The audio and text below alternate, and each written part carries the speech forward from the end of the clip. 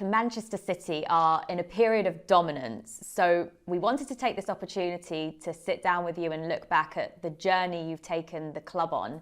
So if we can go right back to the start, when you first arrived at Manchester City, do you remember what the biggest challenge you faced in that year was? But the first days I understand the team, the players, and the Premier League, and prove myself or ourselves if we could do what the way we want to do it in this country. And yeah, I was curious and a little bit nervous and a little bit insecure, and we worked so hard in the first years, I would say month, and yeah, to know each other a little bit, the players, myself to the players, the staff, and people I don't know, backroom staff, I didn't know anyone. So yeah, process to when you arrive in one place. You were nervous and insecure? Yeah, of course. Of course. I don't have, even tomorrow I have more certainty, of course, but always you have doubts about how it's going on. Yeah, of course. It's good to have this insecureness or these doubts, because that make it all the time make you alert. In football, when you believe, oh, everything is under control, I know what they have to do, after they push you in your head. So going back to that first season then, what were the first steps of you trying to teach this new group of players the system you wanted and to make them think about football in the way you do? No, know the players, know you, make some rules, what we wanna do, and after game by game, improve. So I didn't expect in the first 4 or 5, 6 games everything would settle and perfect, and you have to put the players playing that position. Oh, it works. Playing that position. Oh, it doesn't work. And do it that. And that needs time. So unfortunately, the managers, we don't have much. But yeah, to try to do in that sense. But even in the first year, the players have a lot of experience, good personalities. I have in the locker room. They were so nice, and they helped me a lot. And it was the following summer, the summer of 2017, when you signed Ederson. Did you know that you had to get him in order for you to really shape this team into playing the way you wanted? Yes, but so I would say now, because it works incredibly well, Ederson have played an important role in our success in the last years. So we knew the quality, you know, with the fit, you know, to play short and long, and especially the personality to play. And we are incredible delight with Chaim and Isidore, the keeper trainer, we saw videos. I said, okay, let's go, let's do it. Did it make it even more special that your first Premier League title win was also in the record-breaking Centurion season that everyone still talks about? What was really, really good was the first, and I said, okay, it's done. You know, in football, always when you have, okay, you came here to win the Premier League, okay, we have done it in the way we want to do it. But football is incredible because, you know, few weeks later, say, what's next now? People start to forget 100 points and try it again. The other side is the way, you know, has to do. Fans are obsessed with the tactical changes that you've made throughout the years since you've been at Man City and with the type of football you play. So I just wanted to pick out a couple of key moments. So after Sergio Aguero left the club, you played with a false 9. Was that something that you chose to do because you didn't feel like you had the right striker in the market that you could buy, or is it something you really wanted to try? No, I don't think it was not like that, because Gabriel played most of the times when Sergio, even with Sergio, sometimes we play with false 9. It depends. Always, there's one thing. There are, I want to be clear, always I have some principles and fundamentals that don't change much. But after, I assure you, I adapt to the players I have. I'm not going to ask the players to do something like they are not able to do it. I'm not going to play with Erling Haaland false 9. He has not this ability. His ability is there to go to the box. I adapt. If Haaland is not here, and I don't have Sergio, or maybe I don't have Gabriel, I will play with false 9.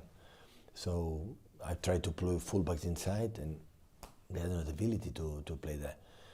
And now I'm playing with John, playing more in the midfield, because it's John. Without John, I could not play in that way. So I adapt all the time since I start for the quality, the skills, the players. Why did you want John to play in that role? What's the key thing for you about that? I feel secure when I have a lot of players in the middle, a lot. and John can do that. And after so intelligent, smart, and he make incredible runs up front. He's a good defender. So